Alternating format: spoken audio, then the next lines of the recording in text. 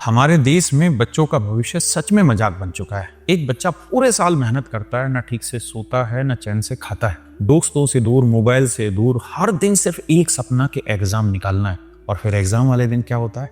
पजामे की चैन तुड़वा दी जाती है, उनकी शर्ट कटवा दी जाती है, तुलसी की मालाएं उतरवा दी जाती है, लड़कियों के हिजाब तक खुलवा दिए जाते हैं। चारों तरफ CCTV camera, GPS tracking, AI assistant, biometric verification, 5G jammer, इतनी सिक्योरिटी बच्चों के ऊपर तो लगा दी जाती है। लेकिन जो चोर, जो हरामखोर इस सिस्टम के अंदर बैठकर इन बच्चों का मजाक बना रहे थे, उन पर कौन सी निगरानी रखी गई थी? और बोला जाता है कि एग्जाम दोबारा होगा, फिर से देखो। क्यों दे दे भाई? गलती किसकी है? बच्चों की या सिस्टम की? एक बच्चा सिर्फ एग्जाम देने के लिए एक शहर से दूसरे शहर जाता है, माँ बाप साथ जाते हैं, ट्रेन का खर्चा होता है, होटल का खर्चा होता है, खाने का खर्चा होता है, मेंटल प्रेशर अलग चीज होती है। फिर अचानक खबर आती है कि पेपर लीक हो गया। आपको पता है दुनिया का सबसे मुश्किल एग्जाम चीन में होता है, गाओ काओ नाम का, जिसमें करोड़ों बच्चे होते हैं। वहां निगरानी इतनी कड़ी होती है कि पेपर इधर से उधर तक नहीं हो सकता। क्यों? क्योंकि चीन ने सिस्टम ऐसा बनाया कि जरा सी भी धांधली हुई तो सीधा उसे फांसी पे चढ़ा दिया जाएगा। लोग डरते हैं सिस्टम से,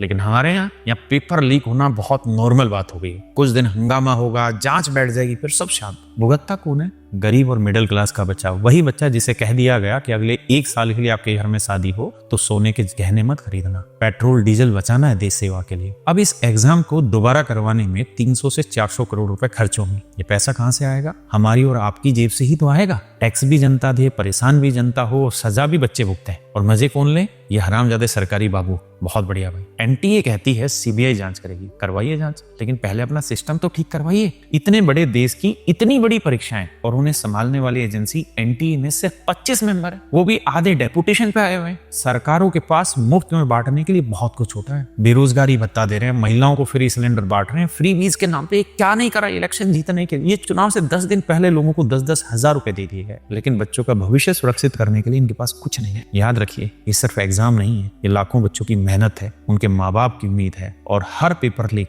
उन सपनों का मजाक है। इस पर बात करिए, हो सके तो हर मंच पर अपनी बात रखिए, अपनी आवाज उठाइए। अगर हम आज अपनी आवाज नहीं उठाएंगे तो आगे हमारे बच्चों के साथ इसी तरह होता रहेगा। मजे लेंगे नेता और सजा भुगतेंगे हम और आप।